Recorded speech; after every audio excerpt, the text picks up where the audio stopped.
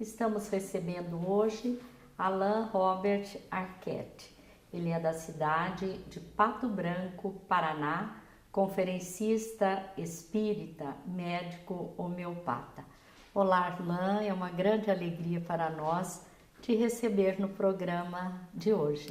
A alegria é toda nossa, Ivone, estar de volta a esse programa tão nobre, onde as preocupações fundamentais são de divulgação do movimento espírita. E o Espiritismo Responde é um programa que nós, particularmente, sempre que podemos, também assistimos. Tamanha é a capacidade de informações que vocês conseguem nesses diversos anos que estão atuando. Parabéns, me sinto muito feliz de estar aqui. Graças a Deus, Ana, 24 anos. 24 anos, olha aí, informação que eu não tinha. Parabéns mesmo. A doutrina espírita. Me felicito né? estar com vocês. Alain, diante de tantas aflições pelas quais podemos passar, muitas são as pessoas que se perguntam: por que tudo isso? Alguma utilidade nas aflições? Qual seria a resposta? É muito complexo. As aflições, elas existem. Nós não temos como fugir dessas aflições diante de uma sociedade mercantilista, apressada.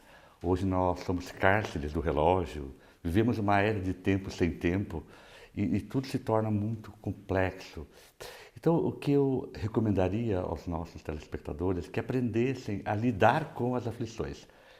Viver sem elas é algo ainda, diante da situação em que nossa sociedade vive e diante das nossas imperfeições, que são ainda muito notórias, saber lidar com elas será um grande trunfo para que elas não se transformem em problemas outros, como excesso de ansiedade, depressão, problemas neuronais, problemas neurológicos, que podem ser causados por tamanhas aflições. Então, aprender a lidar com elas é o ponto fundamental.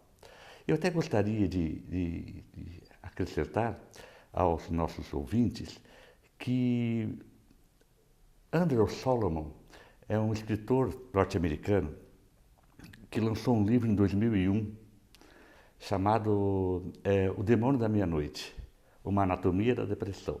E uma frase desse livro, se eu não me engano, no capítulo 2, capítulo 1 do livro, ele fala que, tem uma definição que eu adorei, que ele fala que depressão segundo ele, é a imperfeição do amor. Então, esse nome, imperfeição do amor, me chamou a atenção. Me chamou a atenção, porque é uma forma de suavizar o problema que é grave. Ao mesmo tempo, ele fala que se nós amarmos mais, a própria mente, do ponto de vista fisiológico, ela se protege, ela se tranquiliza e se protege. Então, mesmo que eu tenha as imperfeições, eu tenho que saber que a imperfeição do amor pode me levar às aflições e que isso pode decorrer de problemas mais sérios. Então, é muito importante que nós saibamos aprender a lidar com isso e entender as imperfeições do amor. E quando Andrew Solomon colocou isso nesse livro, que foi um best-seller na época, me chama a atenção que ele praticamente nos dá a resposta, a terapia, para que nós lidemos com a aflição, com a ansiedade, com a depressão, enfim, que são as decorrências dos processos emocionais. O amor. Ora, se é uma imperfeição do amor, então temos falha no amor. Está faltando amor. Está faltando amor. Porque a sociedade ela vai continuar ainda, diante do momento em que o ser humano vive, ela vai continuar apressada, ela vai continuar imediatista, né? Até que nós sejamos os coordenadores mais equilibrados, quem sabe no futuro, aprendendo e reaprendendo com as experiências que Deus nos oferece através da reencarnação, e com isso a gente vai conseguindo modificar, mas por enquanto, aprender a lidar com elas, sem que isso traga maiores prejuízos, maiores sequelas, será um grande trunfo para nós. Então, a receita seria tirar um pouco essa imperfeição do amor. E Jesus já nos alertou a isso, né? Quando ele disse que no mundo teríamos aflições. Nós temos necessidade, Alain, de passar pela dor? Na verdade, a própria situação de dor tem uma relação profunda com as imperfeições do indivíduo. Quando nós nos reencarnamos, nós trazemos a grande maioria, tirando os missionários, mas a grande maioria dos que reencarnam, eles já vêm com processos de dívida pretérita. E essas dívidas não são uma cobrança divina, porque Deus não vai nos oferecer situações difíceis para nós. Deus é Pai, é bom, misericordioso, justo. Ele vai dar uma oportunidade de promover o resgate consciencial. Por isso que as aflições são relacionadas com o interior do indivíduo, porque é da consciência do ser. A consciência, ela permanece. Nós perdemos o corpo, mas não perdemos a individualidade.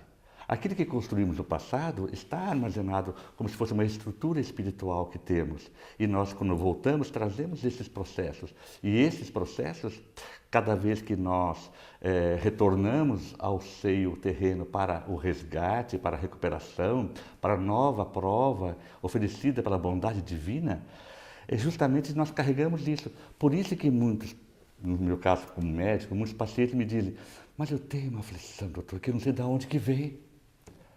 Mas não sabe mesmo, porque é do passado. Eu tenho um vazio existencial. Graças a Deus esqueceu, né? Mas sente, Ivone, sente. E esse sentir aflige a criatura, porque ela fala, não sei de onde veio. Por isso que ela não sabe de onde veio. Exatamente. Né? Isso gera uma situação de desequilíbrio. Por isso essa abençoada reencarnação, ela nos traz esse benefício, como diz o espírito Joana de Ângeles, que eu acho uma das melhores definições sobre reencarnação, quando ela define que reencarnação é o perdão que Deus nos ofereceu à criatura humana para corrigir a consciência cósmica. Então, nós, antes de pensar que estamos sofrendo aqui na Terra, nós estamos sendo perdoados. E a dor é um processo que nós criamos e que nós estamos tendo a chance de modificar. Então, quando aquela criatura, o nosso ouvinte, que está lá, e essa aflição que eu não sei de onde vem, é do seu passado. É da sua estrutura espiritual, que viveu um momento de outras e diversas aflições, por equívoco de atitudes que ficaram contidas na consciência e que hoje ela rebate e vem. E quando ela veio da forma peculiar do que foi criado. E, obviamente, a criatura sofre. Então, o amor é o antídoto. É o antídoto. E você disse uma frase interessante. A dor, a aflição é um processo que nós criamos. E eu vejo que isso tem uma relação muito grande com uma mensagem do Evangelho que trata da desgraça real. Porque muitas vezes a causa não está só no passado. Será que nós não estamos criando desgraças? Isso está no capítulo 5 do Evangelho segundo o Espiritismo, que fala das causas anteriores e causas atuais das aflições. Muitas vezes a nossa falta de previdência, deixa para lá, depois eu vejo isso. Não, ele é criança ainda, depois a gente vai cuidar dele. Não, mas isso é normal. Hoje na sociedade tem uma doença chamada normose, que é interessante, Ivone. Ose, do grego, quer dizer doença. Tuberculose, trombose. E agora nós temos os espíritos nos asseveram que tem a doença chamada normose. Normose. Ou seja, tudo é normal. Que tudo é normal. Então, esse achar que é tudo normal é uma falta de previdência dos pais, ou de quem quer que seja, ou de até um gasto a mais, que você não tem a previdência, o que acontece? Vai causar causas aflitas nesse momento. E como lidar com essas aflições? O amor. O amor. Fazendo alguns treinamentos. A gente tem que perguntar se eu, particularmente, lógico que todos nós somos aflitos, eu não estou fora disso. Sim. Eu estudei só, mas a aflição está presente. Como é que eu lido com a aflição? Eu pergunto às vezes para mim mesmo, Alain, eu amo minha família, eu amo meus amigos, eu amo meus pacientes. Mas espera aí, como que quem ama é aflito? Como que quem ama sofre? Às vezes eu me pego triste, mas como que alguém que ama é triste? Às vezes eu me sinto infeliz, Ivone. Como que alguém que ama é infeliz? Às vezes eu me reclamo das coisas, reclamo de tudo. Como que quem ama reclama de tudo? Me sinto satisfeito. Aliás, uma doença futura. Me sinto satisfeito. Como que quem ama está satisfeito? Então aí eu começo a ver que eu não estou na medida exata do amar. Talvez esteja esperando mais o amor vir a mim do que eu ir a amar. Daí Andrew Solomon colocou aquela frase que eu gostei, que a depressão pode ser chamada também uma imperfeição do amor. As aflições podem ser chamadas uma imperfeição do amor. A ansiedade pode ser chamada uma imperfeição do amor. Então, o que nós temos que fazer para lidar com isso é, de uma vez por todas, realizar a prática, a terapia do maior ensinamento de Jesus. Amai a Deus sobre todas as coisas. Todas as coisas, não algumas. Ele não se falou algumas. Amai a Deus sobre todas as coisas. E ao próximo como a si mesmo. Ora, se eu não me cuido, se eu não me olho, se eu não me respeito, se eu não cuido do meu físico, se eu faço meus abusos, que amor que eu tenho por mim? Já começa a imperfeição do amor ali. E as consequências são imediatas. Seja nas aflições, na ansiedade, na depressão, no vazio existencial, insatisfação, infelicidade, seja o que for. Então, o primeiro passo é, primeiro, lidar com as aflições, saber lidar com elas, não fugir delas, entender que elas existem. Eu é que tenho que lidar bem com elas. E o segundo é treinar a amar. Como diz Joana de Ângelo no livro Liberte-se do Mal, há uma caravana de espíritos infelizes na Terra, com necessidade de amar. Quando eu li na minha imperfeição do amor, eu falei, está errado, deve ser necessidade de amor. Não, de amar. Porque quem ama, por efeito bumerangue, o amor volta. O que a gente espera é que as pessoas venham me amar. Eu é que tenho que amar. Se vier o efeito bumerangue, é porque a necessidade está sendo coberta. Se não vier, também tenho que entender e não ficar aflito. Então, lidar com as aflições é um trabalho difícil, mas não vejo outra saída. Ir opositor a ela, tentar tomar medicamentos apenas para fugir das aflições, não. Lidar com elas. Elas existem e eu tenho que saber lidar com o amor para que eu possa definir-me como ser humano feliz. Como você já se referiu, as aflições têm origem também no passado espiritual, né?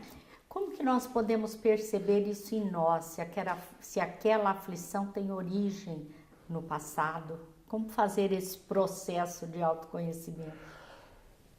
Evidentemente, não só a aflição, como vários processos de sofrimento que nós vivemos na encarnação, são ainda contidos os refolhos do indivíduo, do espírito. Traduzido por espírito enfermo. Nós somos espíritos enfermos. Evidentemente, então, as enfermidades do corpo são traduzidas por essa enfermidade espiritual como causal. Na prática, eu diria assim, muitas vezes você reclama ou lamenta porque aconteceu algo contigo. Seja qualquer coisa. Perda pecuniária, perda de um amor, perda de um filho, um ente querido. E a gente fala assim, por que comigo isso? Por que a gente não acrescenta um não nessa frase? Por que não comigo? Por que eu tenho que ser tão imperfeito? Os outros podem, comigo não? Então, quando a gente faz essa por que comigo, ainda nós vemos que o nosso espírito está muito adoecido. Egoísta. Desse o nome que queira, egoísta, decorrente ainda de muitos desejos presentes, desejos desnecessários. Porque com o outro pode acontecer, Com o outro pode. Agora comigo não. Então, né? por que não comigo? Eu lembro quando o Raul Teixeira me falou uma vez sobre isso, eu fiquei muito emocionado quando ele falou, Alain, aprender a dizer por que não comigo é algo extraordinário. E eu passei a usar isso, vendo que eu não vim a esse mundo para ser privilegiado, porque se fosse, que mérito seria de Deus privilegiar-me? Engraçado, privilegia a mim e o resto. Então Deus não pode privilegiar. Deus, como pai protetor, como professor, ele nos dá a oportunidade. Então é necessário a gente criar o hábito, talvez de dizer assim, por que não nasci para amar? Por que não nasci para servir em vez de ser servido?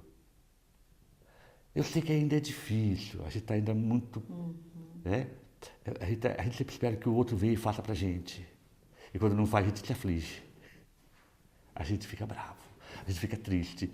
Então, sabe, entender que o mal maior, como diz Joana de Ângeles, o mal que faz mal é o mal que eu faço. E quando eu faço mal para mim ou para outra pessoa, onde está isso? Está na minha intimidade. Então o que eu tenho que tratar? A minha intimidade. Eu tenho que tratar o meu eu. E esse é um grande conflito que tem levado as criaturas a dores inominadas. Tanto é que os maiores psicopatológicos hoje da atualidade dizem que os maiores processos de aflição do mundo e que geram os conflitos maiores, eles dizem que o grande conflito da humanidade é entre o que eu sei o que devo fazer e o que eu faço. A gente sabe a verdade, mas a gente vive a mentira. Essa é uma aflição. Eu tenho que corrigir isso. E por que isso ocorre? Porque o meu espírito é velho, é adoecido, é errante. E em vez de eu aproveitar essa oportunidade para buscar a minha melhoria, porque Deus, Jesus, na sua infinita bondade, disse amar a Deus sobre todas as coisas e ao próximo como a si mesmo. Então a primeira pessoa a quem eu tenho que fazer caridade nessa terra, abençoada de Deus, é eu. Se eu estou bem, a minha esposa vai estar bem, meus filhos vão estar bem, meus pacientes vão estar bem, meus amigos. Sabe, então é o início sempre, sou eu. Corrigir esse espírito enfermo, tratá-lo com carinho. O que custa? Nós temos 24 horas no dia, 1, 2 minutos, 5. Parar e olhar para a gente e falar assim, Alain, e daí? Como é que você está? Do jeito que está levando na vida, já dá para morrer? Está cumprindo suas obrigações? Você está feliz assim? O que podemos fazer para melhorar? Alain, quem é você? Olha só. Interessante voltar-se para si, né? A retroanálise. A melhor análise psicológica é a autoanálise. Tanto é que dizia Jung, aquele que olha para fora sonha, aquele que olha para dentro desperta. Ele não era espírita, mas sábio. Então é necessário olhar para dentro, despertar. E Jesus colocou muito claramente isso. Eu não tenho que abusar do alcoolismo, do sexo, da comida, de nada. Eu tenho que cuidar de mim. Ter alegria, diversão, não, mas eu tenho que estar bem. Eu só vou atender bem às pessoas que estão ao meu redor se eu estiver bem. Caso contrário, engodo e aflição. Muito obrigada, Alain. Foi muito bom nós ouvirmos esses esclarecimentos que você nos trouxe. Muito bom para as nossas reflexões. Muito obrigada, Alain. Desejamos tê-lo muito em breve conosco. Muito obrigado, eu que agradeço. Nós lembramos a todos que ainda teremos a mensagem do Momento Espírita. Convidamos a todos para assisti-la e lhes desejamos muita paz.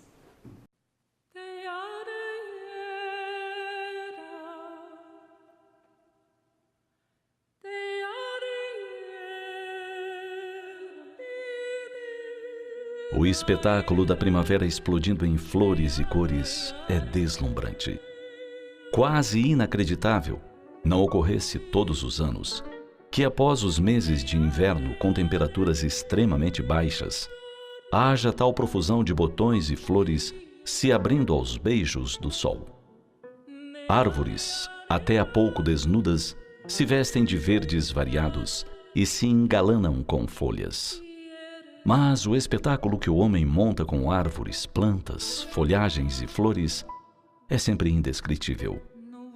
Em determinados locais, o encantamento extrapola tudo que se possa pensar em colorido. Assim é, por exemplo, no jardim de Kawashi Fuji, localizado a cerca de 6 horas da capital japonesa, Tóquio. Nesse jardim, nada menos do que 150 pés de glicínias chinesas atraem as vistas dos turistas, especialmente no túnel que permite o caminhar sob um encantador céu, repleto de cor e perfume. Também em Mainau, a famosa ilha no Lago de Constança, na Alemanha, a diversidade de flores, árvores e plantas excede o comum.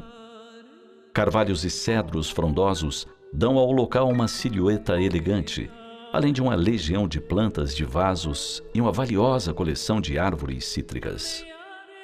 De junho a agosto, cerca de 9.000 roseiras de 400 tipos diferentes oferecem suas rosas.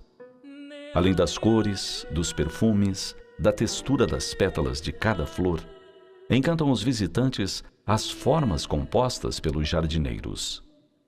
Em Bruxelas, na Bélgica, a cada 2 anos, a cidade se transforma num palco de grande espetáculo. Um enorme tapete de begônias é montado, formando uma composição belíssima, cuja vista é gratuita para todos os passantes. A Bélgica é a maior produtora de begônias do mundo. Todas as flores do tapete são verdadeiras e cultivadas no próprio país. Embora sem solo, elas são colocadas lado a lado, de forma tão apertada que criam seu próprio microclima, permanecendo frescas e coloridas por dias.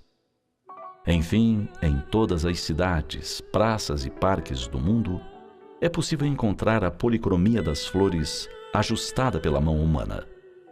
O homem é genial na elaboração de figuras geométricas em canteiros, misturando cores, idealizando belezas. Em qualquer jardim, por menor que seja, até mesmo na pequena sacada de um apartamento, se poderá ver o que faz a mão humana com a produção divina.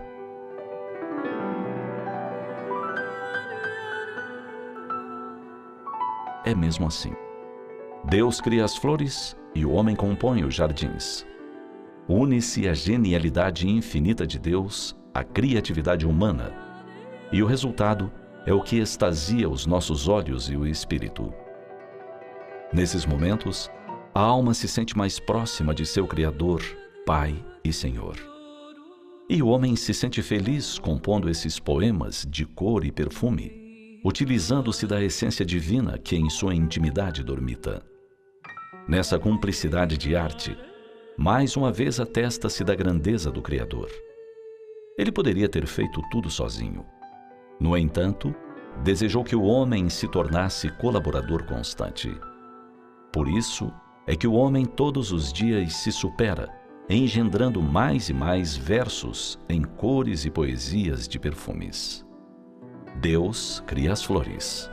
O homem idealiza os jardins.